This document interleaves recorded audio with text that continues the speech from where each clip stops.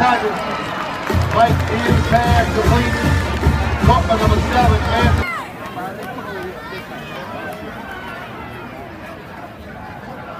There you go. There you go. There you go. There you go. First down! Now, funny playing back.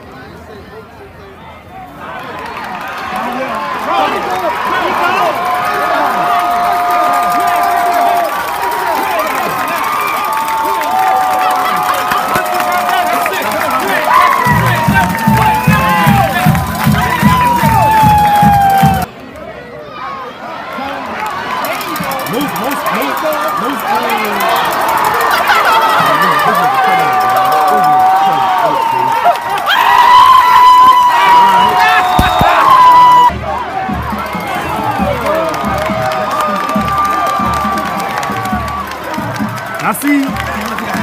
No.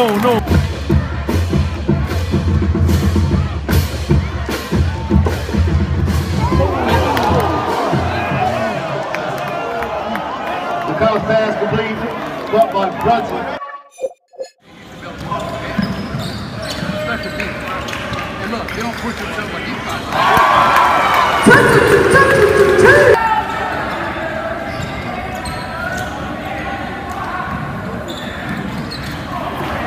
For the ball, we will swing out. God, they don't look like the same guy.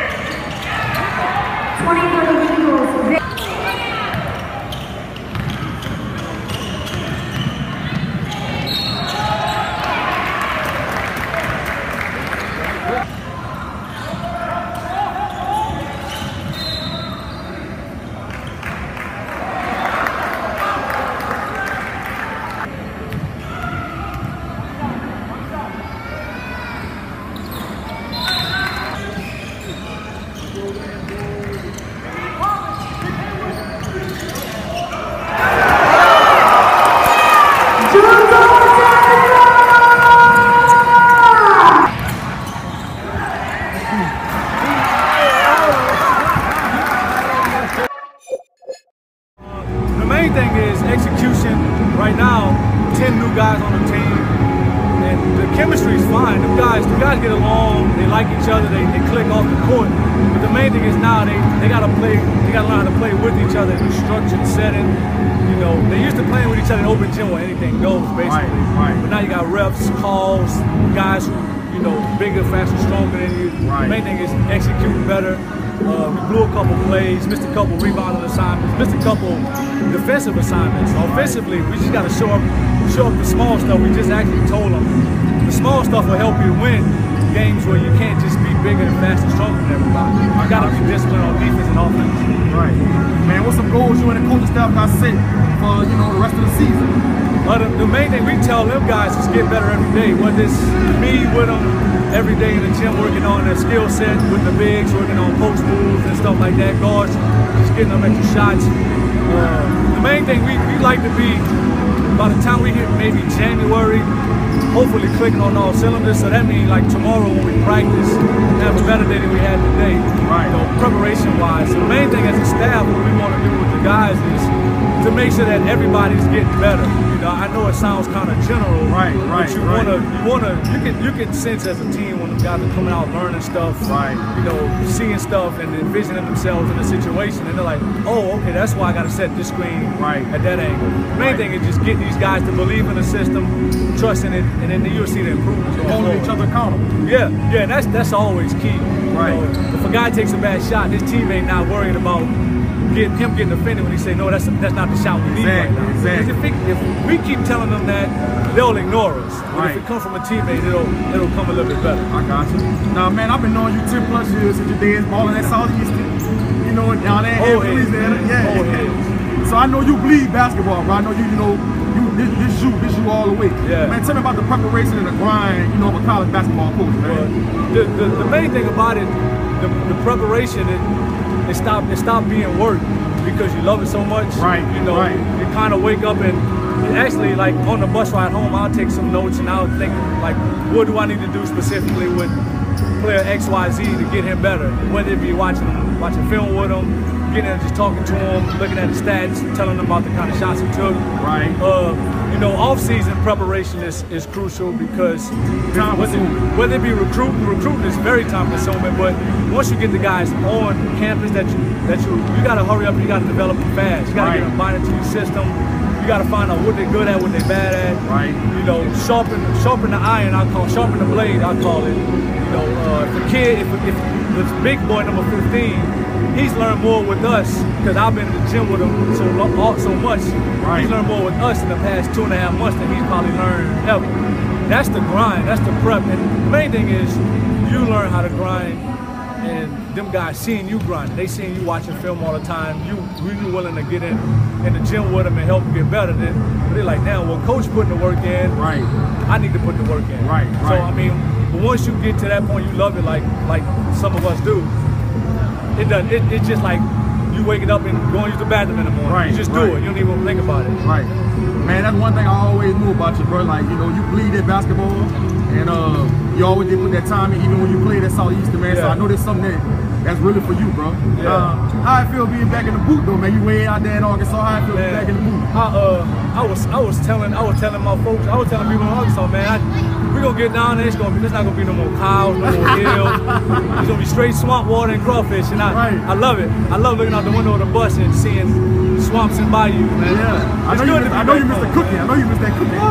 They try to cook crawfish and gumbo out there, man. It ain't the same. It ain't the same. But it's nice people out there, man. But you know as well as I do, ain't no place like home. You get home, you hear people's accents, you see the roads, you see the I-10 New Orleans sign. I'm like, I'm home. So it's feel good. I mean, I wish I'd have won the game, but you know, I'll take it though. It was nice. All right, man. I'm here with Michael Cyprian, assistant basketball coach for Arkansas Monticello, man. Hey, I'm gonna be looking out for y'all the rest of the season, man. Hoping y'all do a good job. I know you gonna put that time in. Y'all be on the lookout for that boy, Michael Cyprian, man. My homeboy out there. Oh man, G, thank you. G-Sportz, we signing out. I'm here with junior forward, Frye from Nicholls State University. You led all scored with 14 points tonight. Very impressive game. How you feel about how y'all played tonight, man? I feel we came out good, you know. We were hitting shots on the offensive side. I feel like we need to still get better on defense, but as long as we do that, we're going to be all right for the rest of the season. All right. Now, I know y'all got to play Florida State this coming Sunday, bro. That's going to be a big task for y'all. How you feel about going into that game, bro? It's all good. I mean, shit. We'll play next Sunday. We leave on Saturday. So this week, next week, just going into this week, you know, I feel like we just need to play hard and just get better and learn from our mistakes. We need to learn more, you know, get better as a team. People off the bench, you know, it's trying to stay out of foul trouble a little bit. So we had a lot of fouls, you know what I'm saying, in the bonus. So I feel like we just work hard and do what we got to do. We're going to be all right going into that game. All right. Now, this is your junior year, so you're like a veteran now. So, you know, how you feel about, you know, the upcoming freshmen? You know, you kind of got to be a lead by example. How you feel about taking on that role? I embrace it, you know what I'm saying? Last year was kind of a breakout season for me. So this year I'm just trying to be better, do whatever I got to do for my team, you know what I'm saying? Just being vocal, just being a leader, because I've been here for a little while. But shit, I do whatever I got to do to hustle and get my team a win. All right. What's some goals you got set for yourself for the rest of the season and before you leave Nicholls State, bro? Oh, shit. I don't know. I got just to play hard and be one of the greatest, you know what I'm saying? When defense, I like to play defense, you know what I'm saying? So rebounding and getting stops, you know what I'm saying? Steals and all that. All right. You know, by my next year, hopefully, leading scorer, you know, in conference, you know what I'm saying? First team all conference and defense all offense, you know what I'm saying? That's some good goals you got set, man. You take Davis stuff, you can get there. What's your major in it? I'm in interdisciplinary studies. I got minors in sociology and humanities. All right, all right. Now, what's some advice you got for some kids, man, that's in high school that, you know, that want to get recruited and get a scholarship to play on the next level like you're doing right now? Man, just go hard every day. Don't take no days off. Don't tell nobody you can't do anything, you know what I'm saying? I walked on over here and ended up getting on scholarship, so it don't matter where you go, D2, D1, or wherever you go. Just go hard, and if you got it in your mind that you can do it, you're going to do it. I like that story, man. Yeah. I'm here with Frye, man. Junior 4 for Nicholls State. Y'all been on the lookout for him this year. Leading scorer for Nicholls State, bro. Yeah. G-Sportz Sports, we signing out. Yeah. VIP sections every time we hit the club up. Spit to feel like Floyd first time he picked the glove up. Gotta do it clean, no shells, pick the snub up. And I suggest you don't bring around us if you love her. Hoes like mosquitoes attracted to the light show. All black attire just to better make the ice show. Ball made my own lane, like I'm called a NISO from where you ball. Thank y'all for tuning in to G-Sportz Sports. As y'all just seen in one of my segments, Anthony Williams, a.k.a. Puka, the sophomore prospect from Hahnville High School, been tearing it up this whole season. As y'all seen, some of the highlights, he went against my alma mater, H.L. Bourgeois, just tore him up. Oh my God, they couldn't do nothing with him. They had no answer for him. The other game you saw in the highlights, Tipperary High, who was a pretty good team, a playoff team, couldn't do nothing with him. And I got a question. Why wasn't Amik Robinson, one of the best players on Tipperary High, on him the whole game? I think that would have been a better matchup against Anthony Williams if Amik would have been on him. I mean, that's what I went to the game for. I went to the game to see that matchup. I was mad I didn't get to see that. But I don't know what the reason was, but that would have been a hellified matchup if them two could have won against each other. Two of the better athletes I've seen all season long. But Anthony Williams is one of these players that's going to be one of the better players in the nation before it's all said and done. I think he's going to be a top 100 player by the time his senior year come. And I got to say something to all his relatives. One of my partners, his cousin, Kellen, get this boy qualified so these college coaches could come on in and they don't have to worry about nothing else but just getting him on campus for visits. Get him qualified because he's going to be one of the top prospects before it's all said and done, like I said. His player comparison to me, DeAnthony Thomas. I think that he's like a DeAnthony Thomas, like what DeAnthony Thomas did at Oregon, how Chip Kelly used him. I think he's that kind of player. And like I said, he's only in the 10 races. He's only going to get better. I met him at the Tulane camp this past summer when he ran a 4.35, and Coach CJ, the head coach for Tulane, offered him on the spot. I mean, he blew him away with his speed. And you saw in the highlights how he just running past people. Did you see how on one of the highlights he hit the track? The track move like he was running through the tape at the end. I mean, the dude is unbelievable. And now I will say this, dude. Andy, on one of those highlights, bro, you could have probably scored again, but you try to stunt on some of the defenders looking at both ways, looking at him and stuff, and you got caught. Come on now, keep it moving. Go ahead and get your touchdown. We don't need all that from you. But at the time, have y'all seen one of my previous episodes in the summer while I interviewed him? He was saying how he couldn't wait for the season, and he said he was gonna tear it up, and that's what he been doing. But y'all better be on the lookout for Andy Williams, not only for the rest of this playoffs that's coming up, but next season, and they gotta deal with him the season after that. But y'all let me know what y'all think about Anthony Williams, man. As y'all just seen in my other segment, I attended the Nicholls State and Arkansas Monticello basketball game last night. Nicholls State ended up winning the game 93-81. They was up by like 20 plus points at one point, but Arkansas Monticello fought back and cut the lead under 10. But Nicholls State ended up holding them off, and it's a testament to my boy, Coach Michael Cyprian for Arkansas Monticello, how his team just kept clawing back and fighting within that game and didn't want to give up. As y'all seen in the interview, me and Mike go way back from our Southeastern days, where he played ball, and me and him used to talk all the time. And I tell you, he really bleeds basketball and is a great guy, good character guy. And I know he's going to do good things with that program. And, if my son was old enough to play college basketball right now, I would not have a problem with sending him under Coach Mike Cyprian, because he's that kind of guy that's gonna teach your kid how to be a good father figure, a good man, a good person on and off the court. He's one of those kind of guys, and like I say, he puts that work in, and he really bleeds basketball. Like, he really like eats and sleeps that. Like, he is the epitome of a gym rat. And I'm glad to see him, you know, having the opportunity to coach on the college level. And I ultimately think that he's going to end up getting a bigger job before it's all said and done. But you know how it go. When you look at those big coaches by you, they start off at small schools and end up at the big schools. But you got to put that time in. So kudos to my boy Mike Cyprian, man. I know you're gonna do good things at that school. You know, I'm gonna be watching y'all all season and see how y'all progressing. And I'm gonna make sure I keep tabs on, you know, what y'all record gonna be, because I know y'all was in 7-28 last year. I know you probably won't be to bring that up, but you know, hopefully y'all could get more wins this season. But I know y'all gonna do a good job over there.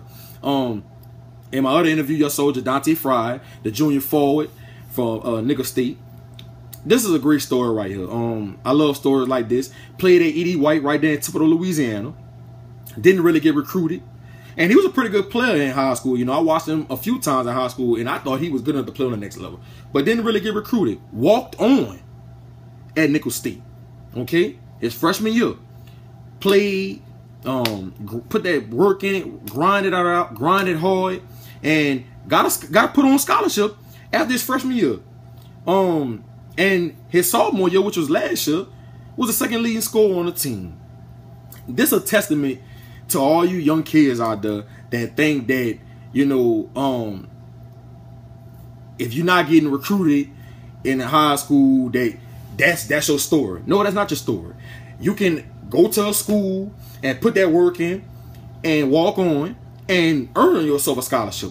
Now, everybody that don't fit you, I understand it. But some people that really bleed basketball, that really got that love for it like that, you can do the same thing too. As you heard him what he said. He said, man, don't let nobody tell you what you can't do. No matter if it's D1, D2, D1 AA, it don't matter.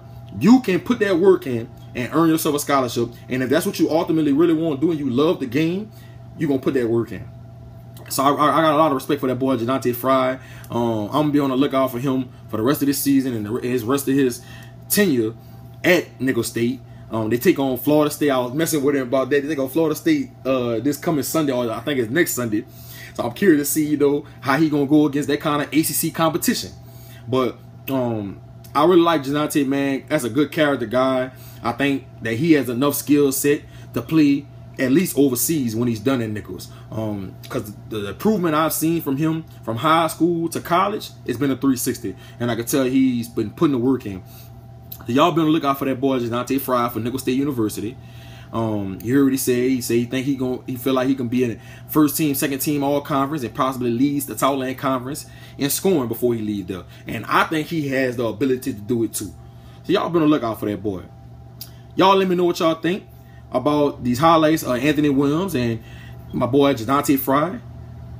And give me y'all take on, you know, with kids not getting scholarships, and like Dante Frye's story, you know, going walk on and earning your scholarship and then being productive and being one of the better players on your team. I want to know y'all take on that, and tell me if y'all think that's a lost art in today's society. It's G-Sportz.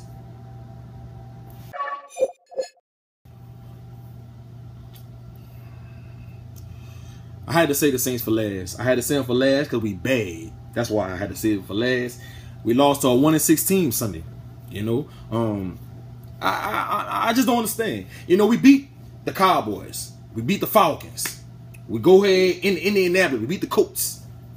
We come and we lose to the Tennessee Titans, who was 1-6. And not only 1-6, we lose to another rookie quarterback. What's our? I should have looked that up before I did this episode. I don't even know our record against rookie quarterbacks. It gotta be something like 1-10.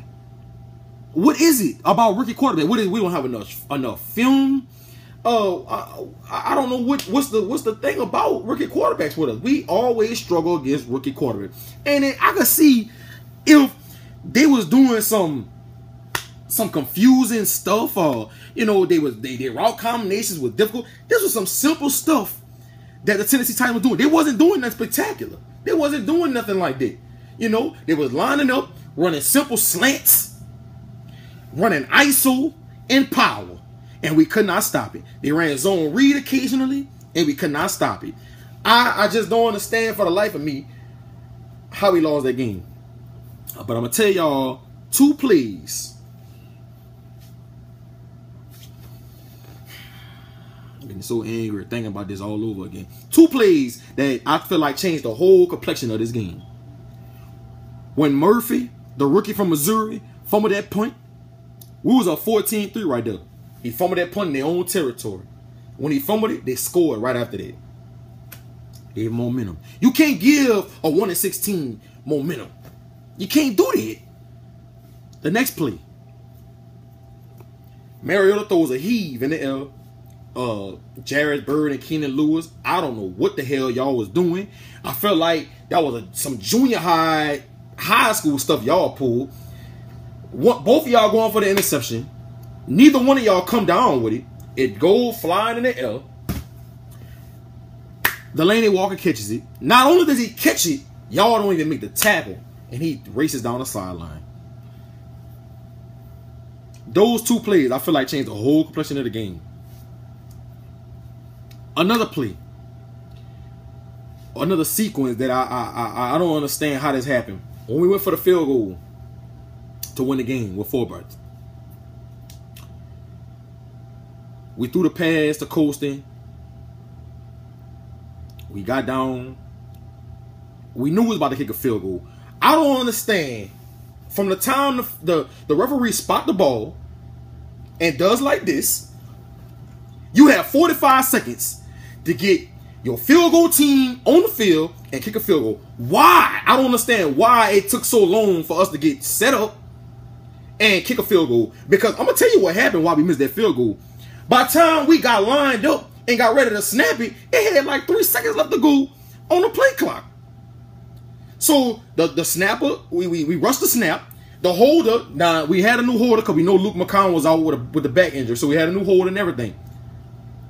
We snapped the ball. He didn't get a clean catch with the snap. He fumbling with it on a slick, putting it down, and he rushed the kick.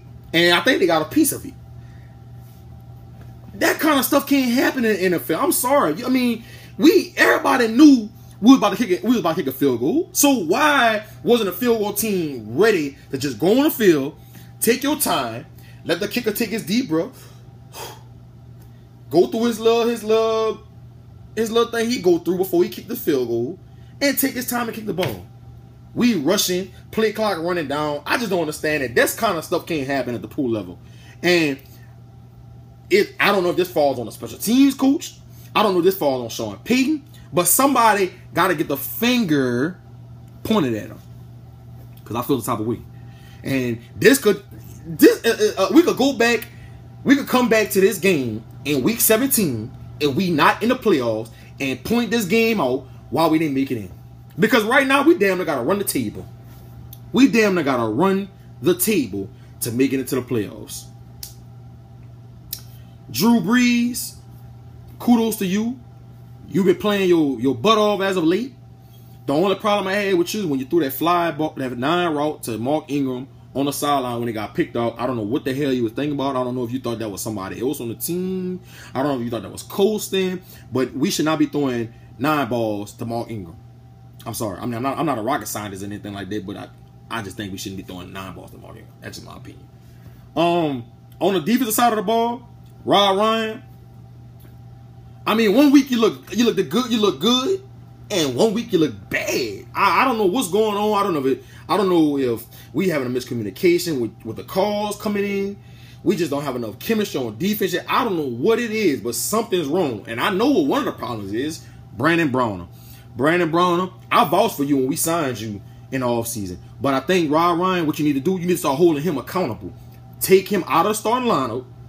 Put Swine in. Start the rookie Swine. Start him and Delvin Breaux until Keenan gets fully healthy, and then put Keenan back in the starting lineup. Browner should not be starting no more. He's the most flagged defensive player in the NFL right now, and he's getting beat consistently. I don't care how much money he's getting paid. hold him accountable, and take him out of the starting lineup. I will say this though, Stephon Anthony, the rookie, Mike linebacker, you consistently are playing good football every Sunday. I love the way you play. You play your heart out every Sunday, and that's not going unnoticed with me. We're going to Washington this Sunday against Kirk Cousins. And the Washington, I mean, I really hope some kind of we could pull this win off. I hope we can. We'll see what's going to happen. Y'all let me know what y'all think about the Saints, though, man. With our inconsistent selves, y'all think our playoff... I'm tired of asking this question. Y'all think our playoff hopes are done? Or y'all still think we got a shot? Because we really got to probably run the table if we want to make a wild card berth, because the division is over with Carolina undefeated and stuff like that. But that's another story. I'm discussing, dude. It's G-Sportz, and I'm signing out.